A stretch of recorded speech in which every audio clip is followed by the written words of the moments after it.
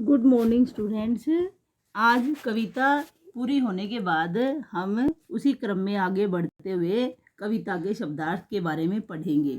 आशा है आपको कविता और उसकी व्याख्या अच्छे तरीके से समझ में आ गई होगी। तो अब आज हम शब्दार्थ करते हैं। हालांकि कुछ शब्दार्थ ऐसे हैं जो बिल्कुल सरल हैं, आपके सुने हुए, और उनका अर्थ भी आप जानते हैं, लेकिन फिर भी हम इस क्रम में सारे शब्दार्थ को एक बार पढ़ेंगे ताकि आपको सभी का अर्थ अच्छे तरीके से ज्ञात हो जाए। असत्य का अर्थ होता है झूठ। वर का मतलब वरदान। ज्योतिर्मय प्रकाशमय या रोशनी से भरपूर या जो उजालापूर्ण कह सकते हैं। उसके बाद है मानस, मन या हृदय। विजय जीत। मृत्यु मौत या मरना। अमरता, अमरता का अर्थ होता है न मरना, सदा जीवित रहना, या साधारण शब्दों में अमर भी इसका बिल्कुल सही और शुद्ध अर्थ होता है। ज्योतिर्मय अलग होता है, ज्योति अलग। ज्योतिर्मय जहाँ रोशनी से भरपूर होती है कोई चीज़, और ज्योति स्वयं में एक प्रकाश का रूप होती है। अगला है विहान, भोर या सवेरा या सुबह है। मंगलमय जो है आपका कल्याणकारी, जो किसी का मंगल करने की भावना रखता हो तो कल्याणकारी। जन माने व्यक्ति, या इसके पर्यायवाची हैं मनुष्य, आदमी भी हो सकते हैं। भय का डर। मानवतावादी, मानवतावादी मनुष्यता से संबंधित, मतलब जिसके अंदर मनुष्य के भले से जुड़ी हुई कोई भावना होती है तो वो मनुष्यता से संबंधित हो जाता है। सार्वभौमिक, संपूर्ण पृथ्वी पर फैला हुआ, यूनिवर्सल ट्रूथ जैसे हम कहते हैं तो वैसे ही सार्वभौमिक, जो कि इस पृथ्वी पर चारों तरफ फैला हुआ है। सर्वकालिक, हमेशा बना रहने वाला, जैसे सर्वकालिक दशा, या इसके लिए और सरल शब्दों में हो सकता है सदा रहने वाला।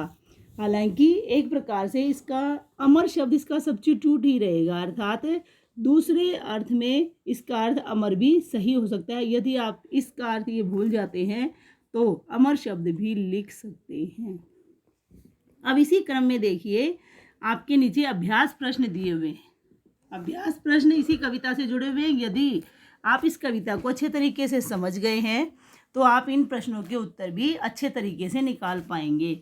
तो यहाँ पर पहला प्रश्न दिया हुआ है, क्योंकि ये प्रश्न आपके ऑब्जेक्टिव टाइप या बहुविकल्पी होते हैं, जहाँ पर आपके 4 ऑप्शन दिए हुए होते हैं और कोई एक सही होता है। तो पहला प्रश्न है आपका, यह प्रार्थना किसका भावानुवाद है। सबसे पहले मैंने ये कविता करवाई जब आपको बताया था कि ये उपनिषद का अनुवाद है, तो पहले प्रश्न का उत्तर आपका उपनिषद रहेगा। दूसरा है, प्रस्तुत प्रार्थना में अंधकार से क्या तात्पर्य। यहाँ अंधकार से अंधेरा या रोशनी की कमी ना होकर अज्ञानता से अभिप्राय, तो अज्ञान यहाँ सही रहेगा आपका। तीसरा है, इस प्रार्थना में किस पर विजय की कामना की गई है। तो कविता के अनुसार मृत्यु पर विजय की कामना या इच्छा रखी गई है। उसके बाद है, अमर ज्योति का नया विहान किस मार्ग पर चलकर पाने की बात की गई है। तो कविता के अनुसार सत्य के मार्ग पर। 5वां प्रश्न है आपका, इस प्रार्थना के अंत में क्या कामना की गई है। तो जो अंतिम पैराग्राफ है उसमें सभी को शांति और सुख मिले, सबका जीवन मंगलमय हो और कोई भी दुखी ना हो, तीनों ही कामनाएं यहाँ पर की गई हैं। तो उपरोक्त सभी आ जाएगा इसका उत्तर, अर्थात तीनों ऑप्शन इसके राइट हैं। तो आपको आज होमवर्क में शब्द भंडार या शब्दार्थ लिखने हैं। रिटर्न वर्क आपका शब्दार्थ रहेगा, और ये जो प्रश्न आपको करवाया गया है ये किताब में ही करेंगे आप। इसके बाद जो आगे के प्रश्न हैं हम वो कॉपी में करेंगे। तो आपका रिटर्न वर्क आज केवल और केवल शब्दार्थ रहेगा, जिसको कि आप साफ और सुंदर हैंड राइटिंग में अपनी कॉपी में करेंगे।